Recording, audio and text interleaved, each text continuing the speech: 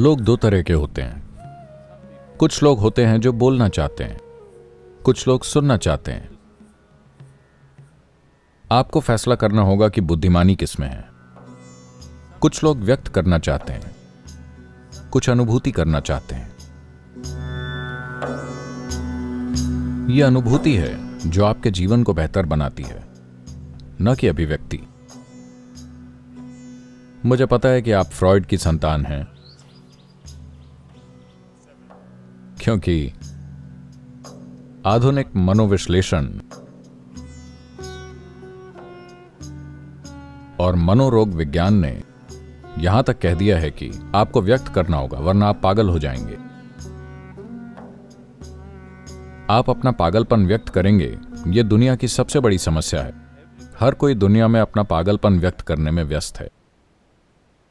हर कोई दुनिया में अपनी कमियों को व्यक्त करने में व्यस्त है। हर कोई दुनिया में अपने पूर्वाग्रह और राय को व्यक्त करने में व्यस्त है। इस अभिव्यक्ति का फायदा क्या है, मैं पूछता हूं। चिड़ियां चहचहा रही हैं, यह आदमियों के ट्वीट करने से कहीं ज्यादा मधुर है। तो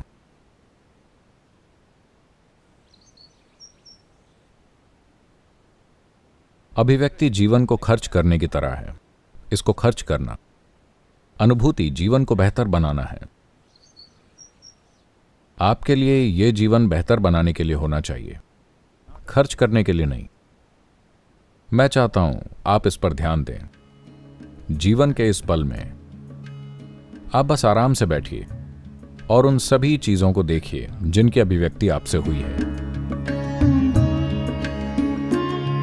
सामाजिक नजरिया छोड़ दीजिए, बस जीवन की तरह देखिए। आप एक दिन पैदा हुए और आप एक दिन मर जाएंगे। इसके बीच में वो सारी चीजें जो आपने कही हैं और की हैं और व्यक्त की हैं, इनका मतलब क्या है? जीवन में इनका महत्व क्या है? आपके जीवन में या किसी और के जीवन में? ठीक है, इस पल में मैं कुछ कह सकता हूं और किसी को प्रभावित कर सकता हूं। शायद मैं किसी बच्चे को कुछ सिखा सकता हूं और क्या कहते हैं, उसे कुछ सिखाने में, सही से रहने में सहायता कर सकता हूं या ऐसा कुछ। लेकिन असल जीवन में, जीवन के अंश के रूप में इसका क्या मतलब है? जो भी चीजें मैंने व्यक्त की हैं, इनका कोई मतलब नहीं है। लेकिन जो भी आपने अनुभूति की है, वो आपको जीवन में आगे, काफी आगे लेकर जाएगा। आपने पहले से जो भी थोड़ी बहुत अनुभूति की है, अगर आप उसे व्यक्त करना चाहते हैं तो मैं कहूंगा ठहरो। ये बेचैनी, आप जानते हैं, पूरी दुनिया में है। ये एक अमेरिकन चीज हुआ करती थी, लेकिन अब यह हर जगह है।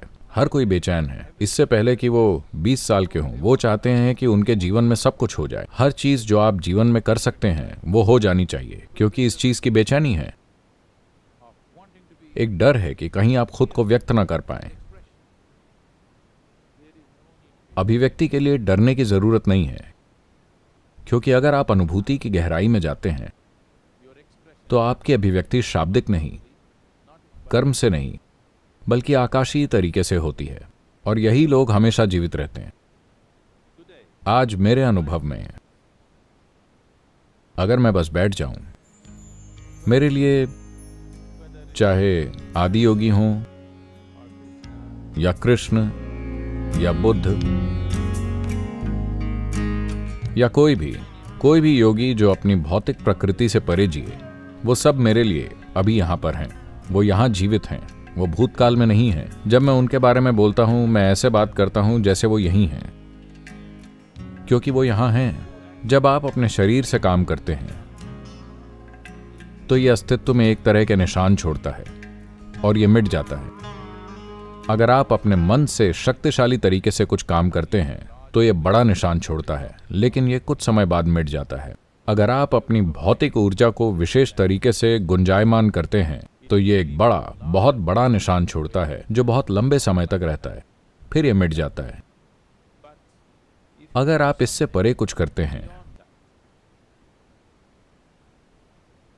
आप अपनी मूलभूत चेतना से कुछ करते हैं, तो जो निशान आप छोड़ते हैं वो हमेशा के लिए होते हैं। जब धरती नहीं रहेगी, आपको पता है, आप जानते हैं, सौर मंडल का अपना एक जीवन काल है। जब ये अपने में ही समा जाए या फट जाए, जिस तरह से भी ये खत्म हो, धरती के जाने के बाद भी जो कुछ खास लोगों ने छोड़ा है वो रहेगा। आपने मार्कंडेय के बारे में सुना है?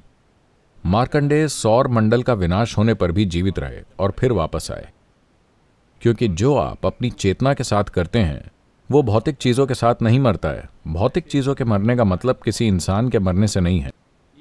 जब सौर मंडल भी मर जाए, ब्रह्मांड भी मर जाए, पूरी गैलेक्सी मर जाए, जो आपने चेतना के स्तर पर किया है वो नहीं मरेगा। यह हमेशा के लिए निशान छोड़ता है और हमेशा के लिए उपलब्ध रहता है। किसी भी प्रकृति का कोई भी जीव जो जरूरी बोध रखता है, उस जीव के लिए यह हमेशा उपलब्ध रहता है। तो अपने जीवन को अभिव्यक्ति पर फोकस ना करें, यह बेकार जाएगा। Perception. Let this life be a lifetime of perception. अनुभूति, इस जीवन को अनुभूति का जीवन काल बनाएं। सारी साधना ज्यादातर अनुभूति की दिशा में होती है। अभी एक टीचर ट्रेनिंग प्रोग्राम चल रहा है, हम उनसे वो बोलने को कह रहे हैं जो वो जानते भी नहीं हैं। ये खतरनाक रास्ता है। मैं लगातार उन्हें सावधान कर रहा हूं। एक टीचर को हमेशा अलर्ट होना चाहिए, नहीं तो अज्ञानता आत्मज्ञान का रूप ले लेगी, जो कि बहुत बहुत खतरनाक है, जो हर जगह हो रहा है। किताबें और इंटरनेट लोगों के साथ यही कर रहे हैं, कुछ भी ना जानते हुए आप सब कुछ जानते हैं, है ना? तो सबसे महत्वपूर्ण चीजों में एक, अगर आप अपने जीवन में आकाशिक तत्व कुछ मजबूती और उपस्थिति के साथ लाना चाहते हैं, तो एक चीज है, लोग सालों के लिए मौन में क्यों जाते हैं? कोई अभिव्यक्ति नहीं, केवल अनुभूति। क्योंकि आप कह क्या सकते हैं? आइए सुने, ये सुने कि सृष्टि और सृष्टिकर्ता क्या कह रहे हैं। हमें सुनना है, हमें अनुभूति करनी है, व्यक्त नहीं करना है। तो साधना ज्यादातर 95% अनुभूति की तरफ है।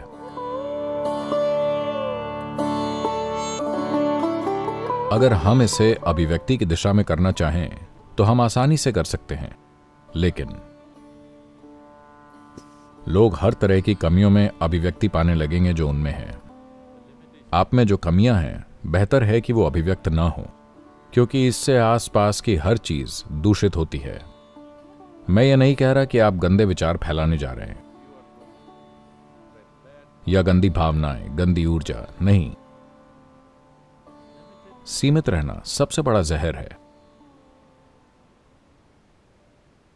ऐसा नहीं है कि आपको कुछ नकारात्मक करना है। सीमितता आपके कष्टों का आधार है। सीमितता आपके कष्टों का मूल कारण है।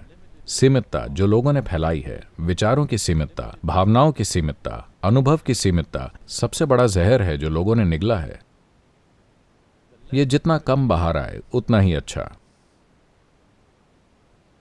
बिल्कुल बाहर ना आए तो सबसे अच्छा। लोग यहां 25 साल से साधना कर रहे हैं, हम उन्हें एक बार भी बोलने नहीं देते,